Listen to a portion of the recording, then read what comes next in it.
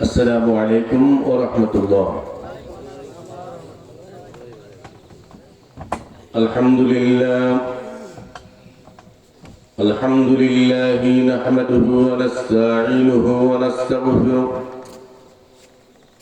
ونعوذ بالله من شرور أنفسنا ومن سيئات أعمالنا. من يهدي الله فلا مضل له ومن يضلله فلا هادي له.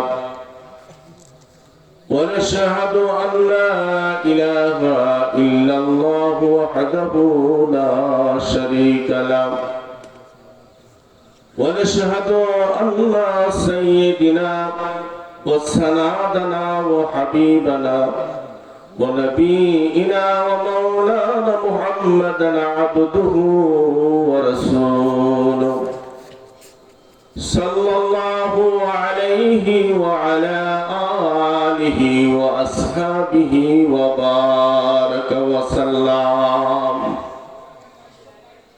أما بعد فقد قال الله الكريم في أول القرآن العظيم: بسم الله الرحمن الرحيم. ومن يتق الله يجعل له مخرجا أو كما قال رسول الله صلى الله عليه وسلم: إن الجنة تشتاق إلى 5 نفر: تالي القرآن حفيظ اللسان ومطعم الجيان ومن صلى الله عليه وسلم. عن أبي أمامة قال: يا رسول الله صلى الله عليه وسلم: ما حق الولدين على والده؟ ولهما جناتك ونارك. فقد قال الله تعالى في كلامه المجيد والفرقانه الحميد: يا أيها الذين آمنوا صلوا عليه وسلموا تسليما. اللهم صل على شغل محبته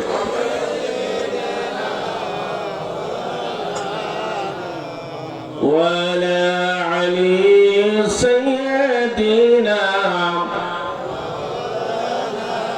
المحبة بني. اللهم صل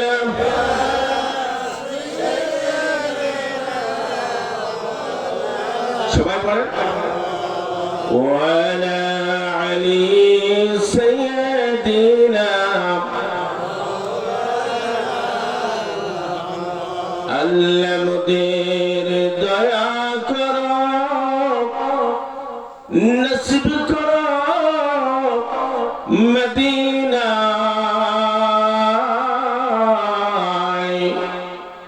নূর নবীরে না দেখাইয়া আমাদের মরণ দিও না।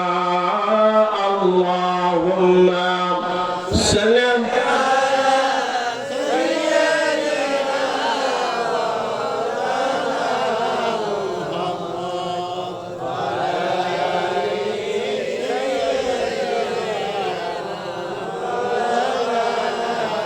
পরে দুরূদ সকাল সাজে ৭০,০০০ ফেরেশতা নিত্য শেখায় পাক মদিনায় আমার নবী পাকের সে রওজায়। আল্লাহুম্মা সাল্লাম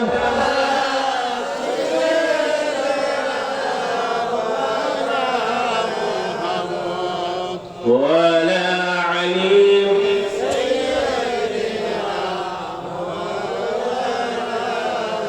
সকলে একটু মহাব্বতে জিকির করি লা ইলাহা জোরে লা ইলাহা আর মহাব্বতে লা ইলাহা আর জোরে লা ইলাহা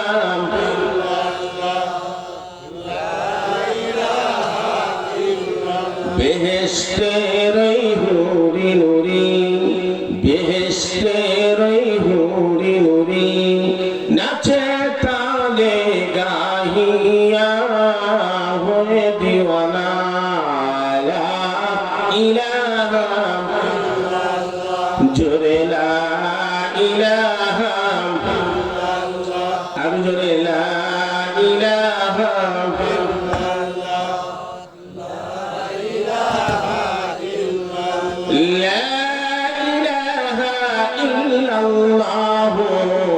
মুহাম্মাদুর রাসূলুল্লাহ সকলে বলি সাল্লাল্লাহু আলাইহি ওয়াসাল্লাম।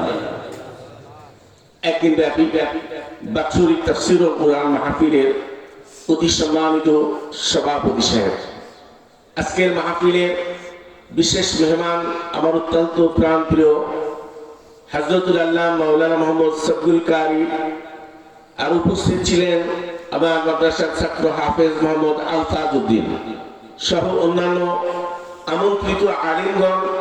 আমার সামনে উপবিষ্ট আছেন ইসলাম প্রেমিক, নবী প্রেমিক, আশিকান, জাকেরান, মুরব্বিয়ান, মুহিব্বিয়ান ভাইরা বাবারা আমার।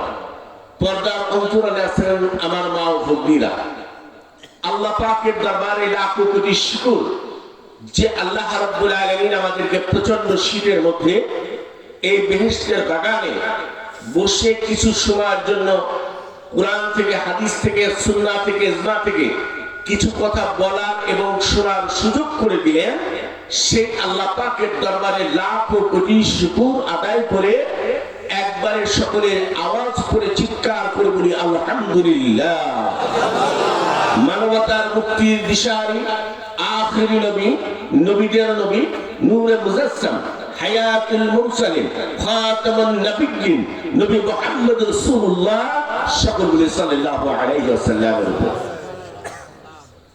আমি আপনাদের কাছে কোরআনের ছোট্ট একটি আয়াত তেলাওয়াত করেছি, আর আমার নবীর পবিত্র নূরানী জবানের দুইটা হাদিস শরীফ আমি আপনাদের কাছে বর্ণনা করেছি। আল্লাহ রাব্বুল আলামিন বলেন, ওমাই ইয়াত্তাকিল্লাহা ইয়াজআল লাহু মাখরাজান। বান্দা, তোমার ভিতরে যদি আমার তাকওয়া থাকে, তোমার ভিতরে যদি আমার খোদা ভীতি থাকে, তুমি যদি মুসিবতে পড়ে যাও, আমি আল্লাহ রাব্বুল আলামিন তোমাকে বাঁচানোর একটা রাস্তা বের করে দেব। সুবহানাল্লাহ বলেন, আর জোরে বলেন সুবহানাল্লাহ।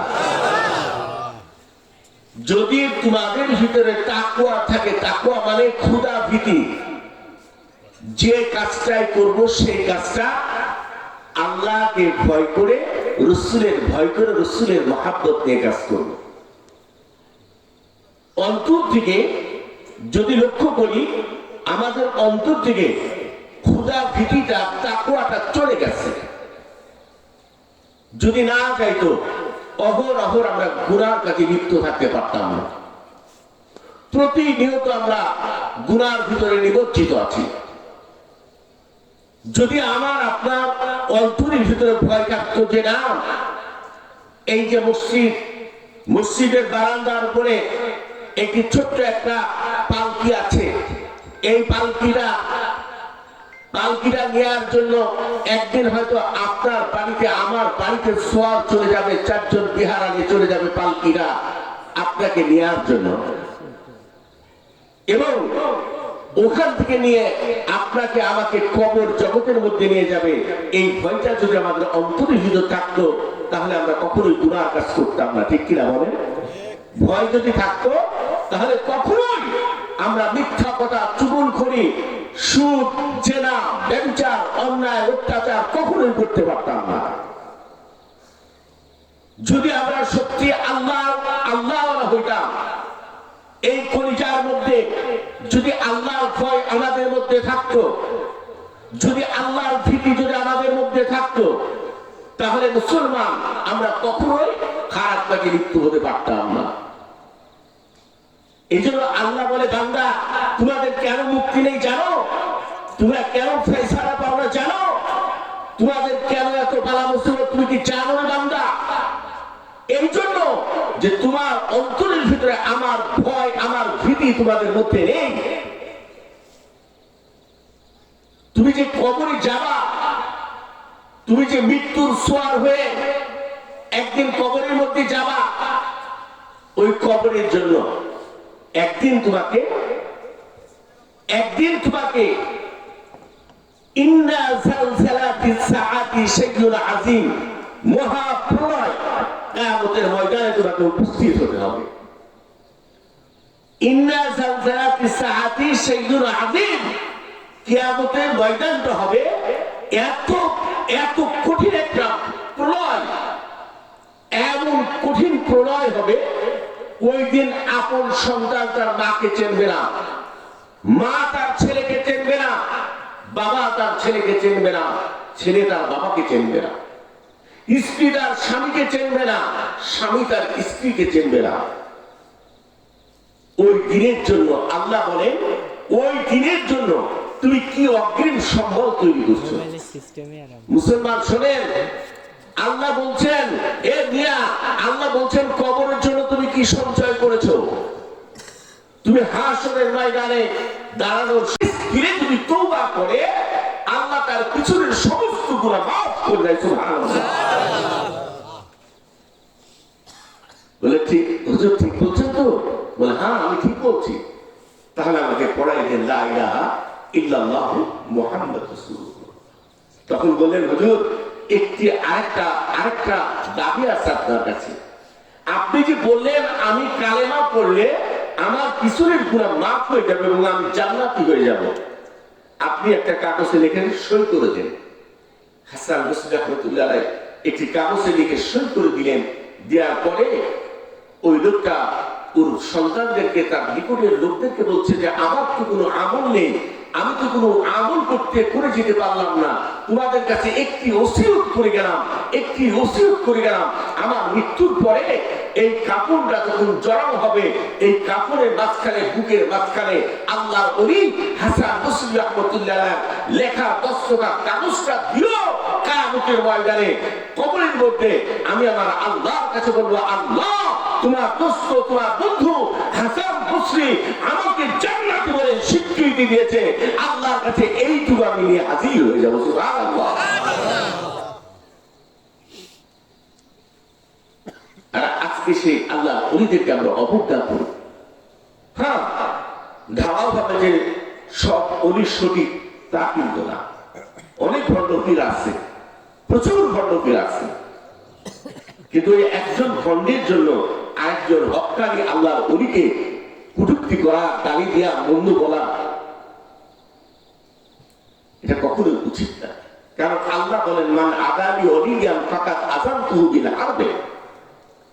আল্লাহ নিজে বলেন, যদি কেউ আমার ওলির সাথে বেয়াদবি করে, আমি আল্লাহ ওই লোকের সাথে যুদ্ধ ঘোষণা করি। এটা আমার আল্লাহর কথা। এই জন্য সোনার আব্বা জানেরা, অন্তরকে কুলুষ মুক্ত রাখতে হবে, পাপ মুক্ত রাখতে হবে। আসেন আমরা সকলে নিজের অন্তঃকরণকে পবিত্র করার জন্য, নিজেকে সহি সুন্দর করে দ্বীনের পরে থাকার জন্য আমরা চেষ্টা করে, যাতে কবর থেকে বাঁচতে পারি, নিজাম থেকে বাঁচতে পারি, ফুলসিরাত থেকে বাঁচতে পারি। আল্লাহ যেন আমাদের কবুল করে। সকল বলেন আল্লাহুম্মা আমিন। রুচিকি করি লা ইলাহা ইল্লাল্লাহ, লা ইলাহা ইল্লাল্লাহ, জোরে লা ইলাহা ইল্লাল্লাহ, লা ইলাহা ইল্লাল্লাহ, আর জোরে লা ইলাহা ইল্লাল্লাহ, লা ইলাহা ইল্লাল্লাহ। গাহে বুলবুল বাগিচায়, গাহে বুলবুল বাগিচায়, শোনো সকল ভাইরা হয়ে দিওয়ানা, লা ইলাহা ইল্লাল্লাহ, লা ইলাহা ইল্লাল্লাহ। জোরে লা ইলাহা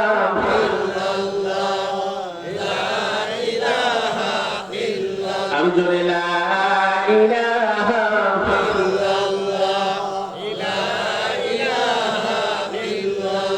জোরে লা ইলাহা লা ইলাহা ইল্লাল্লাহু মুহাম্মাদুর রাসূলুল্লাহ। সকলেই বলি সাল্লাল্লাহু আলাইহি সাল্লাম। আমার আব্বা জানেন, আমার প্রাণের বাবারা আমার, এই জন্য আমি গুনাহগার বলে গেলাম, ওই কবর কি ভয় করিয়া সমস্ত গুনার কাজ ত্যাগ করেন বাবা। যে কবরে কেউ খোঁজ নেবে না, যে কবরে আপনার সন্তান যাবে না, কেউ যাবে না বাবা, ওই কবরকে মৃত্যু কি ভয় করিয়া নিজের জীবনকে ইহদিনাস সিরাতাল মুস্তাকিমের ভিতরে আনেন বাবা। আমার আল্লাহ কোরআনে এলান করে দিয়েছে, আমার আল্লাহ বলে দিয়েছে, ওয়া মান ইয়াত্তাকিল্লাহা ইয়াজআল লাহু মাখরাজা। বান্দা, তোমার অন্তরের ভিতরে শুধুমাত্র আমার ভয়টা রাখো, তোমার কলিজার মধ্যে আমার ভয়টা রাখো রে বান্দা। যদি তুমি তোমার কলিজার মধ্যে আমার ভয়টা রাখো, আমি আল্লাহ তোমার জন্য আমি আল্লাহ তোমার জন্য জান্নাতের একটা সুন্দর প্রাসাদ দান করে দেব। জোরে বলেন সুবহানাল্লাহ। কত গুনাহ করি বাবা, কত গুনাহ করি আব্বা জানেন। আমার আব্বা হুজুর বাদিয়া পাকি সাহেব হুজুর, আমার আব্বা ভক্তদের ডাকতে বলতেন, প্রাণের ভক্তরা, ওয়াল্লাযীনা ইউবিতুনা লিরাব্বিহিম সুজদান ওয়া কিয়ামা।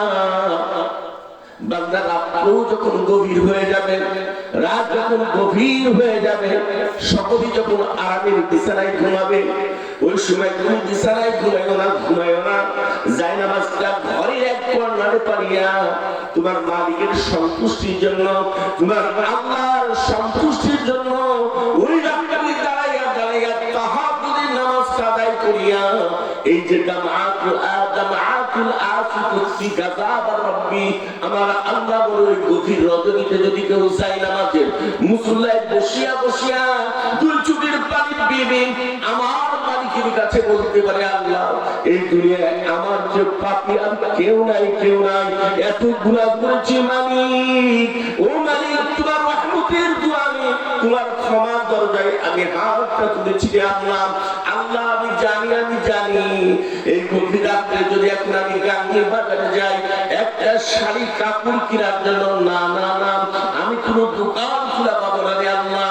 এ মালিক, দুনিয়ার সমস্ত দোকানের শাটারগুলো সব নেমে গেছে, বন্ধ হয়ে গেছে, কিন্তু এটাও জানি মালিক একটা দরজা খোলা আছে, সেইটা হলো তোমার ক্ষমার দরজা, তোমার রহমতের দরজা।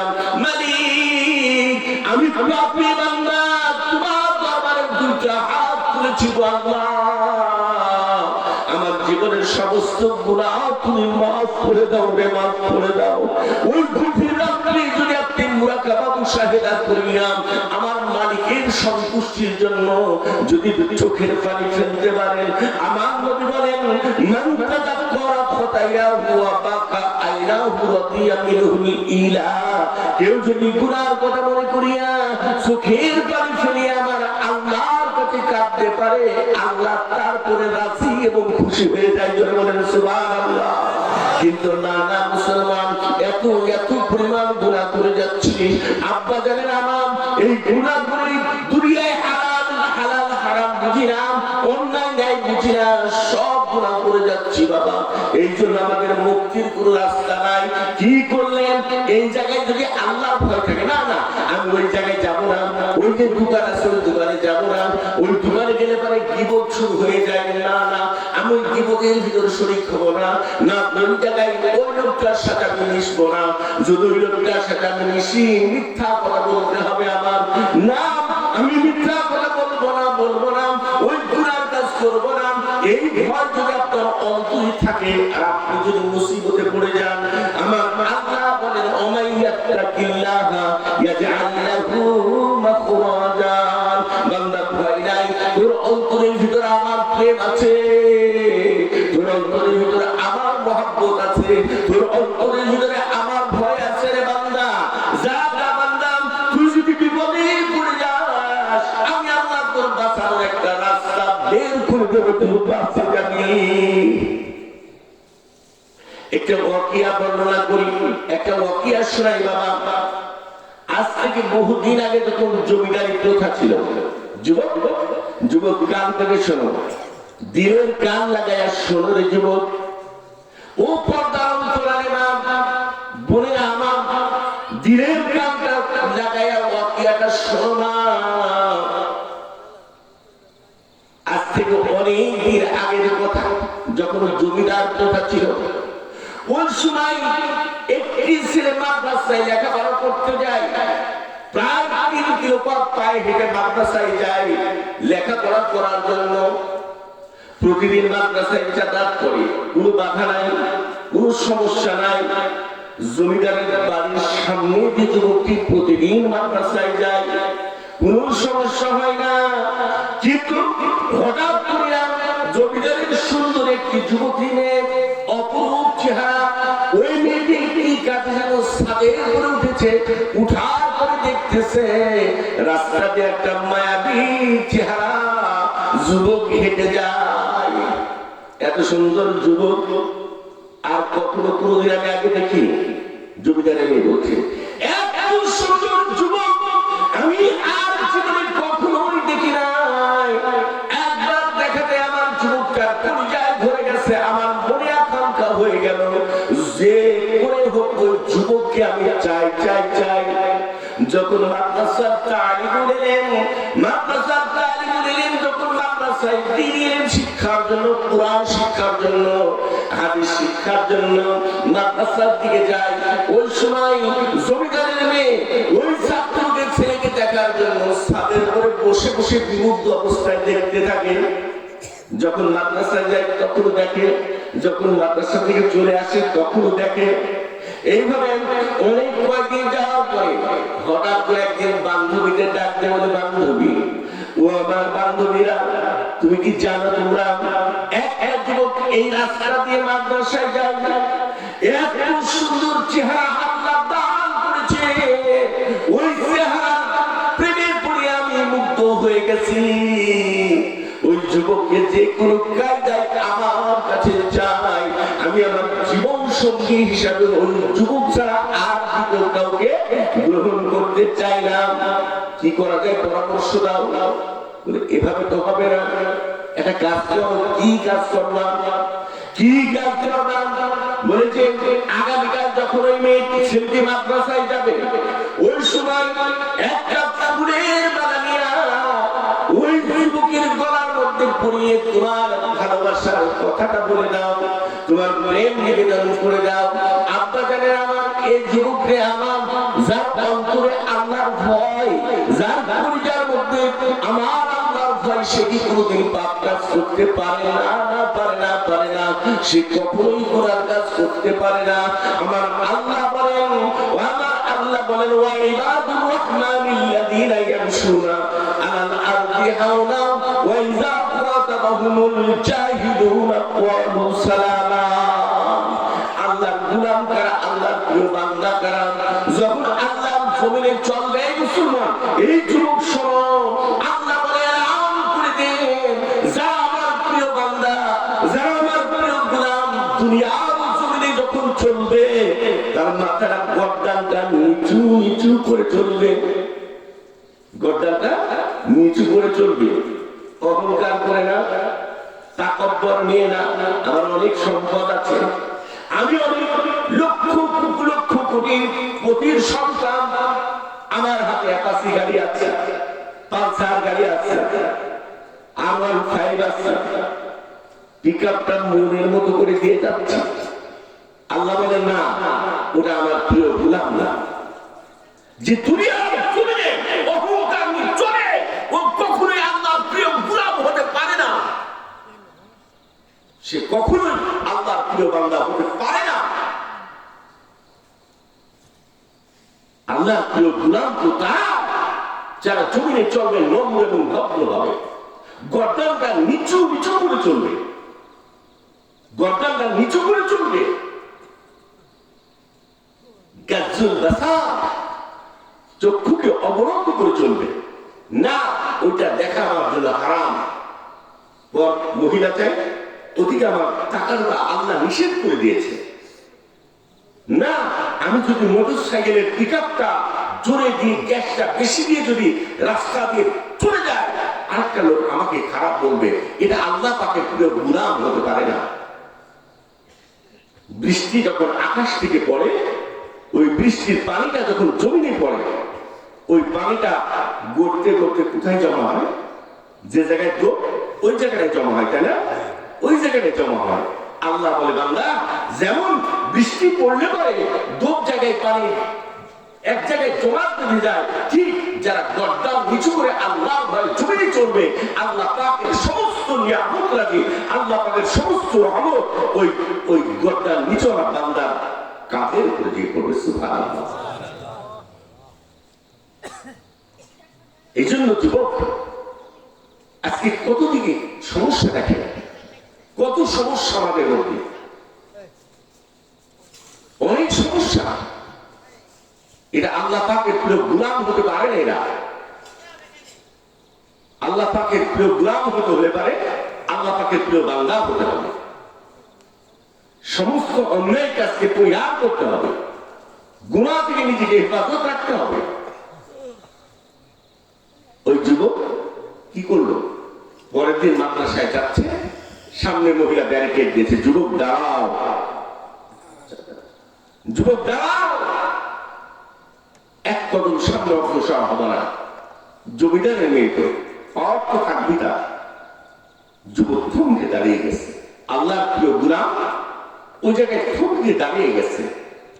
তখন জমিদারের মেয়ে ওই যুবকের সাথে প্রেম বিনিময় করতেছে। আল্লাহ পাকের প্রিয় বান্দা, যার অন্তরের মধ্যে আল্লাহর ভয় আছে, ওই যুবক ওর প্রেমে সাড়া দেয় না, কথাও বলে না, নীরব নিস্তব্ধ হয়ে আছে, গর্দানটা নিচু করে দাঁড়িয়ে আছে। অবশেষে জমিদারের মেয়ে কি করলো? জমিদারের মেয়ে ওই যুবকের গলার মধ্যে একটা ফুলের মালা পরিয়ে দেয়। যুবক দেখেও নাই, এবার টান দিয়ে ছিঁড়ে মাদ্রাসার দিকে চলে গেছে। আর জমিদারের মেয়ে কাঁদতে কাঁদতে চলে গেছে। বাবা, এত বড় সাহস, তোমার প্রজা হয়ে আজকে আমাকে অপমান করে। জমিদার বলছে, কে এত বড় সাহস? এই আমার লাঠিয়ার বাহিনী, যাও তাকে এখনই গ্রেফতার করে আনো, তার বিচার আমি এখনই করতে চাই। না বাবা, বিচারটা ওইভাবে না, বিচারটা আমি করব, আমি নিজেই করব। আগামীকাল যখন মাদ্রাসার ছেলেরা ক্লাসে যাবে, ওই সময় গ্রেফতার করে আমার কামরার মধ্যে, আমার ঘরের মধ্যে তুমি এনে দিয়ে ব্যবস্থা করে দাও, বাকি হিসাবটা আমি মিলিয়ে নেব। এটা জিকির করে লা ইলাহা ইল্লাল্লাহ, জোরে লা ইলাহা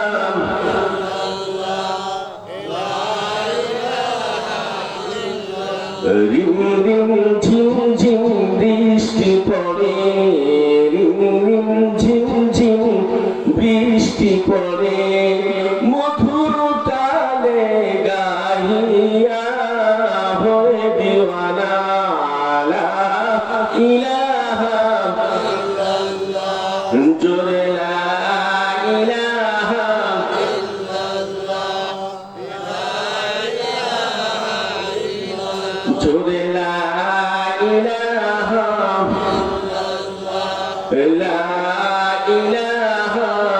ইল্লাল্লাহ। আমার আব্বা জানেন, এই যুবককে আমার যখন মাদ্রাসার ছেলেটি পরের দিন মাদ্রাসায় যায়, অমনি করিয়া জমিদারের একজন লাঠিয়ার বাহিনী ওই আল্লাহ পাকের প্রিয় গোলাম বান্দাকে গ্রেফতার করিয়া ওই সুন্দরী যুবতীর কামরার মধ্যে দিয়ে আসে।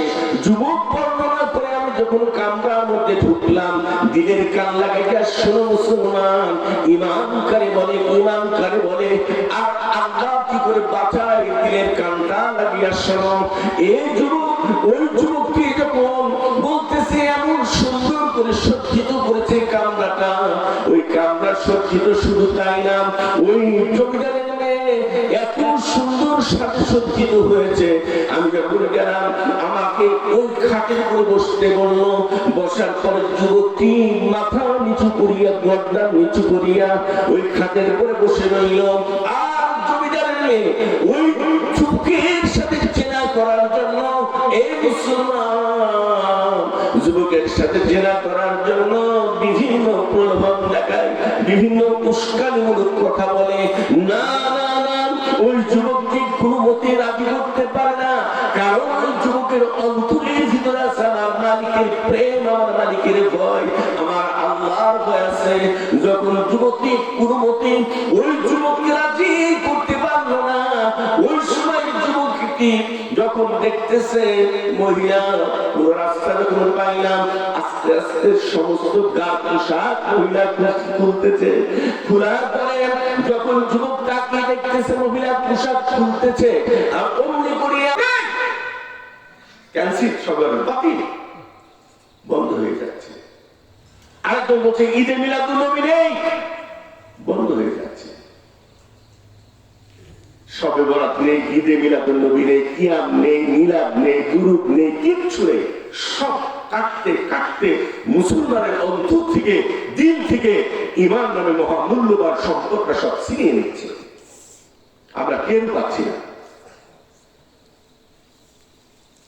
যারা মুরব্বী আছে, আজ 20 বছর আগে কি মুনাজাত, মিলাদ, কিয়াম, শবে বরাত, ঈদে মিলাদুন নবী এগুলো কেউ কি বলেছে? নেই বলে মুরব্বী যারা আছেন, কেউ বলেছে আপনাদের?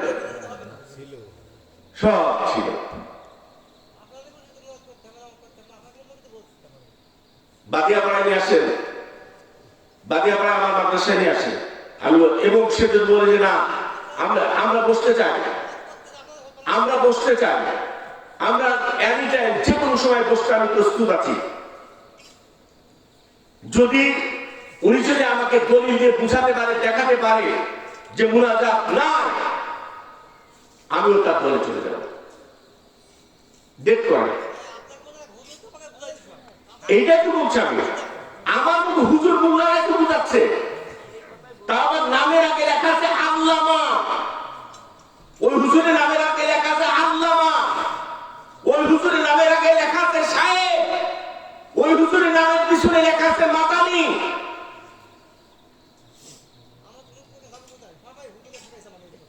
মুসলমান শোনেন, এক লোক চাকরি থেকে রিটায়ার হয়েছে, রিটায়ার হওয়ার পরে শোনেন কথা, এক লোক চাকরি থেকে রিটায়ার হয়েছে, রিটায়ার হওয়ার পরে লোকটা গেছে মনে করেন গাঙ্গি বাজারে, গাঙ্গি বাজারে যে একটা প্যান্ট কিনেছে, প্যান্ট তো ওখানে তো চেক করার দেখার মতো অবস্থা নেই, বাড়িতে কিনে এনেছে।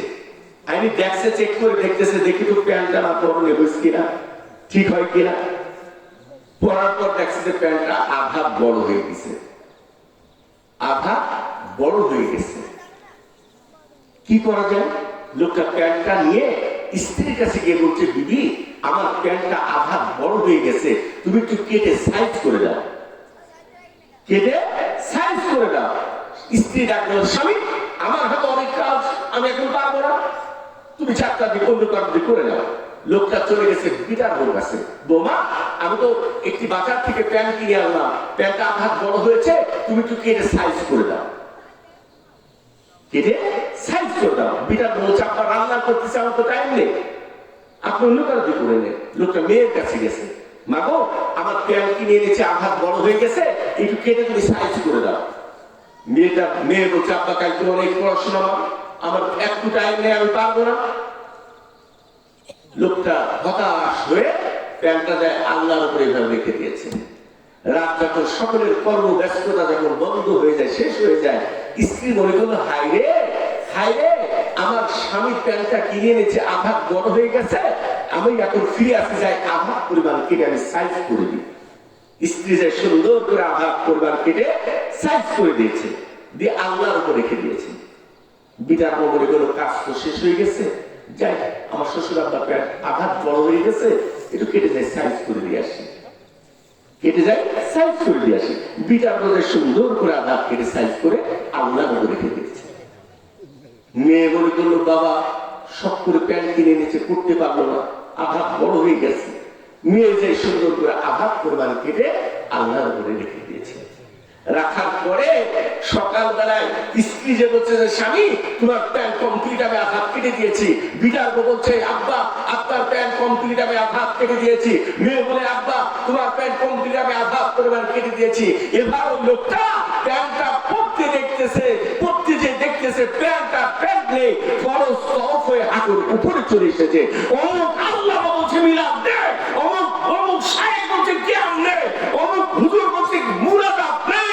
এইভাবে ইহুদিদের দালালরা মানুষের অন্তর থেকে ইমাম যে ইবাদত করলে আল্লাহ এবং রাসূলকে সন্তুষ্ট করা যায় সেই ইমাম থেকে আমল থেকে আমাদেরকে ছিনিয়ে ইমাম হরণ করে নিয়ে যাচ্ছে। আমরা বিন্দু মাত্র টের পাচ্ছি না। আজ থেকে 20 বছর আগে এসব কিচ্ছু ছিল না। প্রতিটা ঘরে ঘরে আমি যখন ছোট্ট ছিলাম দেখতাম, আমি যৌবনকালে দেখেছি যে এক জায়গায় রান্না করে 10ই মুহররম হলে পারে এক জায়গায় খাবার হয়ে সব গরিব মিসকিন একসাথে খাইতে বন্ধ হয়ে গেছে।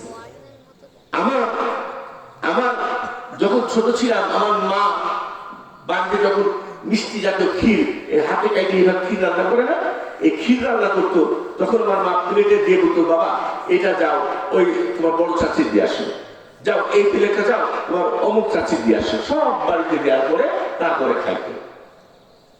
এখন আপন ছেলে তার বাবার কাছেও পাঠাচ্ছে না, আপন ছেলে তার মার কাছেও পাঠাচ্ছে না। এই জায়গায় মহামূল্যবান, এখান থেকে ইমাম শুনে চলে যাচ্ছে। আপনি যে বললেন বাবা জুব্বা দেখেন, পাগড়ি দেখেন, বড় দাড়ি দেখেন, আর বুঝে নিলেন যে মুসলমান। জুলখুবাইস শোনেন, জুলখুবাইস আমার রাসূলের পিছনে ইক্তেদা করেছে, নামাজের পর নামাজ পড়েছে। জুলখুবাইস গনিমতের মাল আমার রাসূল বন্টন করছেন, হাদিস গনিমতের মাল আমার রাসূল বন্টন করছেন। এমন অবস্থায় জুলখুবাইস বলছে যে ইয়া মুহাম্মদ সাল্লাল্লাহু আলাইহি সাল্লাম ইনসাফ করুন, সঠিক বন্টন করুন। রাসূল আবার বলে আমার নাম আবুল কাসেম, আল্লাহ আমাকে বন্টনকারী হিসেবে পাঠিয়েছে। আর হযরত উমর উঠে বলছে যে ইয়া রাসূলুল্লাহ আপনি হুকুম দেন ওই মুনাফিকের গর্দনটা দ্বিখণ্ডিত করবেন। বলে না না, ওই জুলখুবাইসের বংশ চিনে নাও, তোমার চেয়ে ওর নামাজটা মানান হবে, তোমার চেয়ে কুরআন তেলাওয়াতটা ওর মানান হবে, তোমার চেয়ে ইবাদতটা ওর বেশি হবে, কিন্তু ভিতরে মুনাফিকই থাকবে। যুদ্ধের ময়দানে হযরত আলী রাদিয়াল্লাহু তাআলা আনহু পিঠে লেগেছে তীর, পিঠে লেগেছে তীর। হুজুর আলীর পিঠে তীর লেগেছে, আমার রাসূল সহ্য করতে পারেনি। আমার রাসূল কেঁদে দিয়ে বলল আমার মুসলমানের আমার সাহাবার মধ্যে কে মুনাফিক আছে যে পিছনে আমার আলীকে তীর মারলো? কারণ শত্রু যদি মারে তার আলী বুকে লাগবে, পিঠে লাগবে কেন? আলী তো পিঠে তীর লাগবে না, আলী লাগবে বুকে তীর, কিন্তু পিঠে কে মারলো? মুনাফিক হয়েছে। কাফের ইসলামের জন্য যতটুকু খবর ক্ষতি না করবে এই টুপি পাখি চুপ্পা করে, তার চেয়ে কোটি কোটি গুণ একটা মুসলমান সাথে সজ্জিত হয়ে ইসলামের সবচেয়ে বড় বেশি ক্ষতি করবে, যেটা এখন হচ্ছে। যেটা এখন হচ্ছে ইবাদতের নামে কোনো কিছু নেই, আমল করার কোনো কিছু নেই, শুধু মুখে মুখে বড় হুজুর শায়েখ আল্লামা।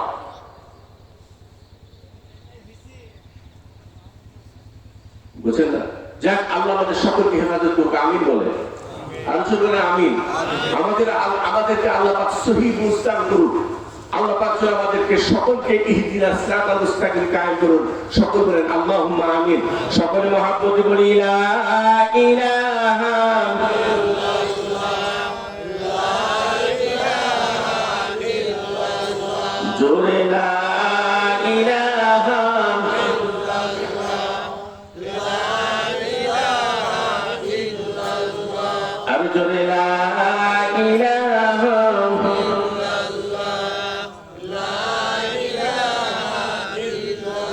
মন যদি নবীকে দিও। আহা ভালো যদি বাসতে চাও আমার নবীকে বেশো।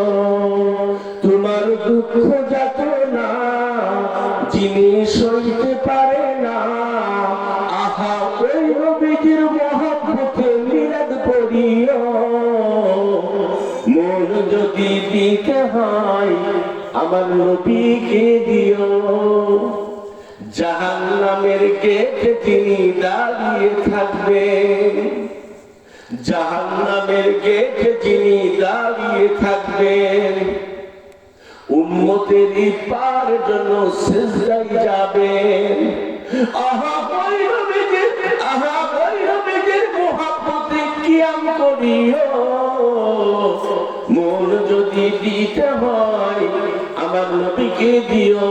আহা ভালো যদি বাসতে চাও আমার নবীকে বেশো।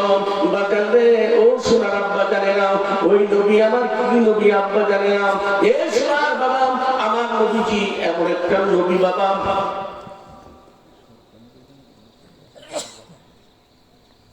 আমার নবী হলো কি নবী? আমার নবী হলো নূরের নবী। বিশ্বাস করেন তো বাবা নূরের নবী কিনা?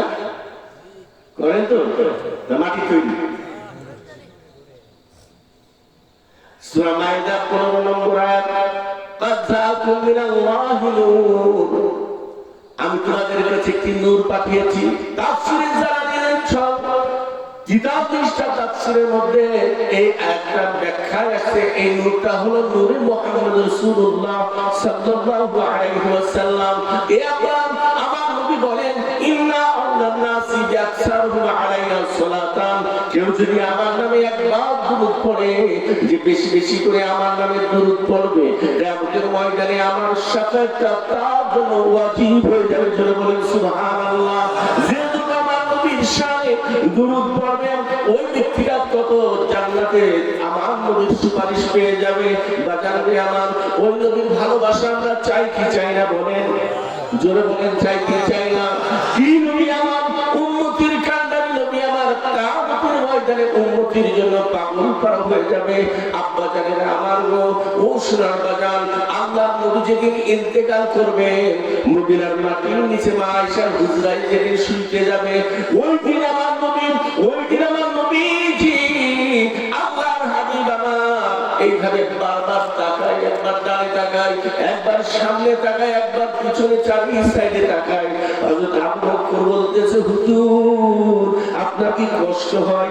আপনার কি বড় কষ্ট হয়? কেন আপনি বারবার একবার ডানে তাকান, বামে তাকান, সামনে তাকান? হুজুর আপনার কি অনেক কষ্ট হয়? আল্লাহ নবী আমার বললেন, এ আমার সাহাবারা, আমার কষ্ট হয় না।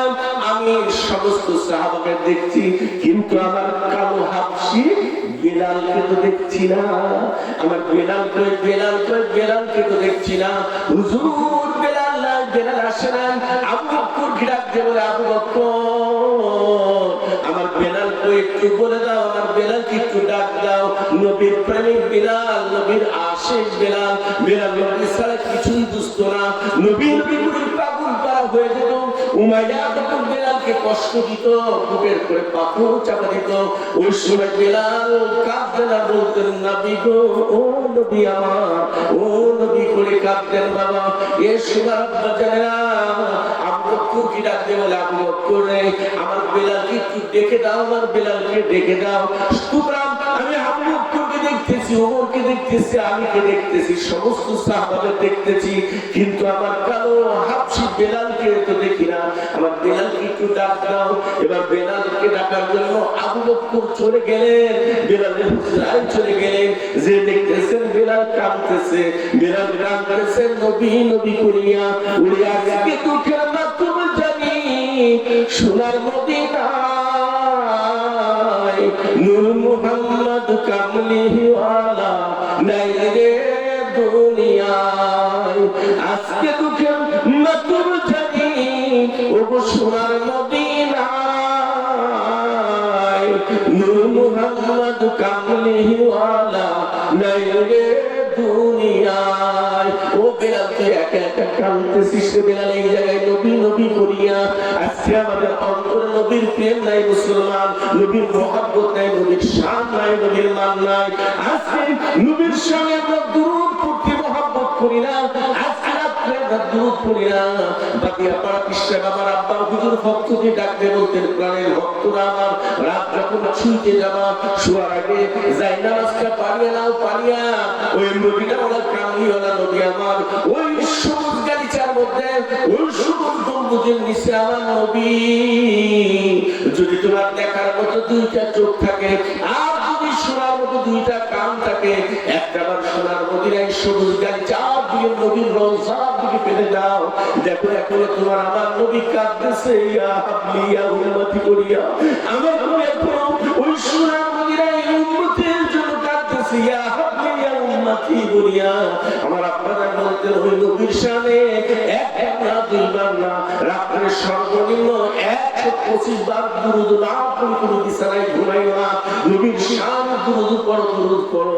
ও আব্বা জানেন আমার, যে যত দুরূদ পড়বেন আমার নবীর তত, যে যত ভালোবাসবে, আল্লাহ ডাক দিয়ে বলে, দোস্ত সরাসরি কেউ আমাকে পাবে না, সরাসরি কেউ আমাকে পাবে না। উনি কিন্তু তুহিব্বুনাল্লাহ ফাত্তাবিউনি ইউহিব্বুকুমুল্লাহ। এ আল্লাহ, ও দোস্ত আপনি জানেন, কেউ যদি আল্লাহ পাইতে চায় সে যেন নবী আপনাকে ভালোবাসে, আর আপনার ভালোবাসার মতো যদি বাসতে পারে, আমি আপনার এলান করে দিলাম, আমি আপনার তার মাহবুব হিসাবে কবুল ও মঞ্জুর করে নেব। যদি বলেন সুবহানাল্লাহ। এ বেলাল হযরত বেলালকে বলতেছে, বেলাল তুই একা একা কাঁদতেছিস, চল চল নবীর কাছে যাই। না না ও আবু বকর, আমি নবীর বিরহ বিচ্ছেদ সহ্য করতে পারবো না।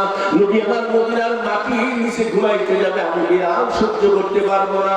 যাও আবু বকর, তুমি চলে যাও।